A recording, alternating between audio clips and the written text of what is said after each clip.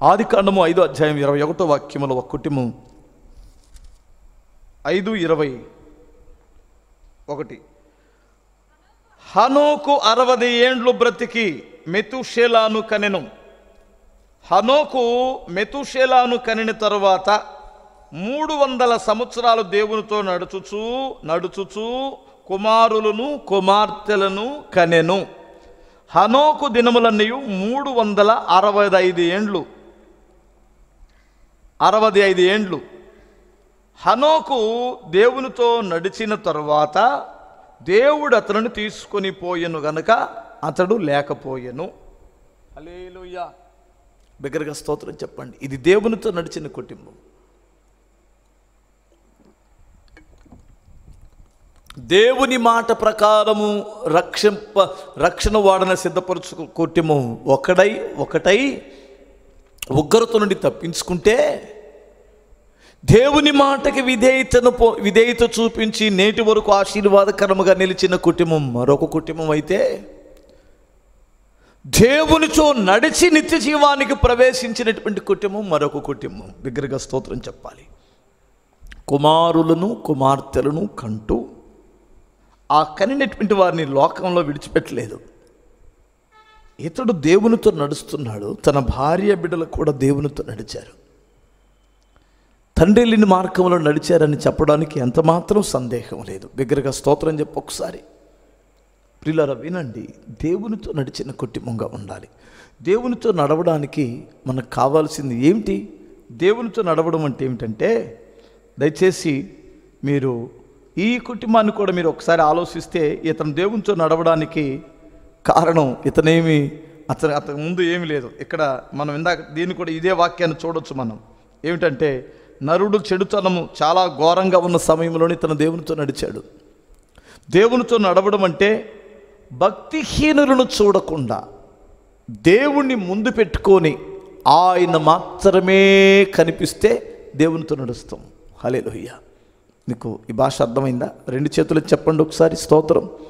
భక్తిహీనుల వైపు అటు ఇటు చూడొద్దు. మనకు ముందు లోకానికి మనకి మధ్యలో యేసయ్య ఉండాలా? లోకానికి మనకి మధ్యలో యేసయ్య ఉండాలా? ఇలా చూసినప్పుడు ఆయన కనిపిస్తే ఆయనతో మనం నడుస్తాం. కానీ మన చూపు ఆయన వైపు కాదు, ఆయన తప్పించి చూస్తున్నాం ముందు. అప్పుడే మనం పడిపోతాం. అప్పుడే మన నడకలో తప్పుడు మార్గంలో పడిపోతాయి. అప్పుడే మనం తొట్టిల్లిపోతాం. దేవుని వైపు చూసి నడిస్తే మన నడక, మన పరిస్థితులు తిన్నగా ప్రభు దగ్గరికి వెళ్ళిపోతాయి. హల్లెలూయా. క్రీస్తునందు దేవుని పిల్లలారా, ఒకసారి మీరు ఆలోచించండి. దేవునితో నడుస్తున్నప్పుడు కొన్ని నిందలు రావచ్చు, కష్టాలు రావచ్చు, బాధలు రావచ్చు. కానీ ఒక విషయాన్ని గుర్తుపెట్టుకో, వాటన్నిటి నుంచి లేవనెత్తేవాడు మన దేవుడు. హల్లెలూయా.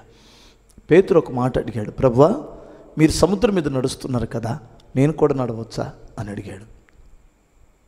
నడిచిరా అన్నాడు. ఆ యాత్రలో, ఆ నడకలో, ఆ మార్గంలో మునిగిపోయే పరిస్థితులు కూడా వచ్చినాయి.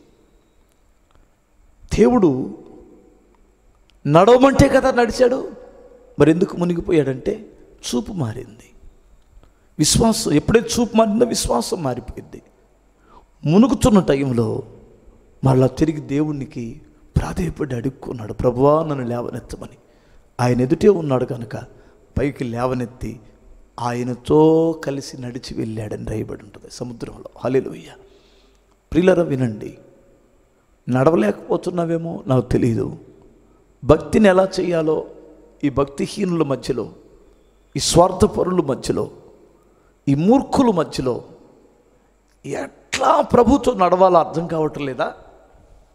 వాక్యము నీ ముందు ఉంచుకో, వాక్యము నీ గుండెల్లో ఉంచుకో, ప్రార్థన చేసుకో. నువ్వు దేవునితో నడుస్తావు తిన్నగా. సహవాసాన్ని విడిచిపెట్టమాక, సహవాసంతో కలిసి ఉండు. హల్లెలూయా. బైబిల్ నీ చేతిలో ఉందిగా, ప్రార్థన మోకరించడానికి నీ ఇల్లుందిగా, అర్థమవుతుందండి. ఈ సహవాసాన్ని మానమాక, అదే దేవునితో నడవడం. నీ ప్రార్థనా జీవితాన్ని కొనసాగించు, అదే దేవునితో నడవడం. నీ వాక్యం చదవడం కొనసాగించు, అదే దేవునితో నడవడం. సహవాసంతో బంధం తెంచుకోమాక, అదే దేవునితో నడవడం. ఇప్పుడు నువ్వు ఒకసారి ఎప్పుడైనా తొట్టుపడినా నీ సహోదరుడు నేను లేపి మళ్ళీ ప్రభుతో నడిపిస్తాడు. నువ్వెవరితో నడుస్తున్నావు? త్రాగుబోతులతోనా, వ్యభిచారులతోనా, పేకాటగాళ్ళతోనా, జోక్స్ చేస్తూ అపహాసకులతో నడుస్తున్నావా? దేవునితో నడుస్తున్నావా? బైబిల్ ఏం చెబుతుంది? దుష్టుల ఆలోచన చొప్పును నడవద్దు, దుష్టుల ఆలోచన చొప్పును నువ్వు నడవద్దు, పాపుల మార్గములో నిలబడొద్దు. అపహాసకులు కూర్చొని నవ్వుకుంటూ పెద్దవారిని కూడా, వారు పరిశుద్ధులను కూడా ఎగతాళి చేస్తారు, కామెంట్ చేస్తుంటారు. వారి దగ్గర కూర్చోవద్దు. దేవుని ధర్మశాస్త్రములను దివారాత్రులు ధ్యానిస్తూ దేవుని యొక్క నీటికాల వారణ నాటపడిన చెట్టు ఎలా ఉంటుందో అలా నువ్వు దేవుని పిల్లలతో, దేవునితో ఆ సంబంధం కలిగి ఉండు. ఆకువాడకు నువ్వు ఫలిస్తావు, నువ్వు చేసే పనులన్నీ సఫలమవుతాయని దేవుడు చెప్పాడు. ఇప్పుడు నీ నడక ఎవరితో, నీ ప్రయాణం ఎవరితో నడుస్తున్నావు? నీ సహవాసం ఎవరు? నీతో ఫోన్లో మాట్లాడేటువంటి వాళ్ళు లోకస్తులా, దేవుని బిడలా? గంటలు ఎందుకు మాట్లాడుతున్నావు ఫోన్లో? ఏం మాటలవి? జోక్సా? ఏం మాట్లాడుతున్నావు? పిచ్చి మాటలా? అది దేవుని బిడ్డలు అనుకో, వాక్యం చెబుతారు నీకు ఫోన్లో. పరిశుద్ధులు అనుకో, పరిశుద్ధమైన మాటలు చెబుతారు. లోకస్తులు ఏం చెబుతారు? ఆ చెత్త కబుర్లను చెబుతారు. నీ సహవాసం ఎవరితో ఒకసారి ఆలోచించు. నువ్వు కానీ దేవునితో సహవాసం చేయగలిగితే నీ అడుగులు తిన్నగా నిత్య జీవానికి, ప్రభు ఉన్న స్థలానికి వెళ్తాయి, లేదా నిత్య నరకానికి వెళ్ళిపోతాయి. నువ్వు ఎలా నడుస్తావో నీ భార్య అలా నడిచింది, నువ్వు ఎలా నడుస్తావో నీ పిల్లలు అలా నడుస్తారు. ఎందుకంటే హనోకు దేవునితో నడిచాడు కాబట్టి తన కుటుంబం దేవునితో నడిచింది.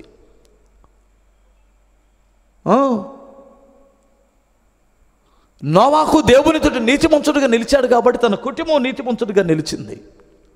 అబ్రహాము విధేయత చూపించాడు కాబట్టి తన భార్య బిడ్డలు కూడా విధేయత చూపించగలిగారు. నోవాహు హనోకు దేవునితో నడిచాడు కాబట్టి తన కుటుంబం దేవునితో నడిచింది.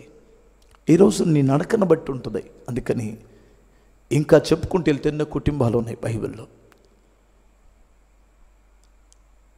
రక్షణ వాడిని సిద్ధపరచుకునే కుటుంబంగా ఉండండి. ఇంటిళ్ళ పాదులు దేవునికి విధేయత చూపించేటువంటి వారుగా ఉండండి. తల్లిదండ్రులు ప్రార్థన చేయమంటే కస్సును లేసే పిల్లలు ఉన్నారు ఇంట్లో. ప్రార్థనకు రారా అంటే కస్సును లేసే పిల్లలు ఉన్నారు.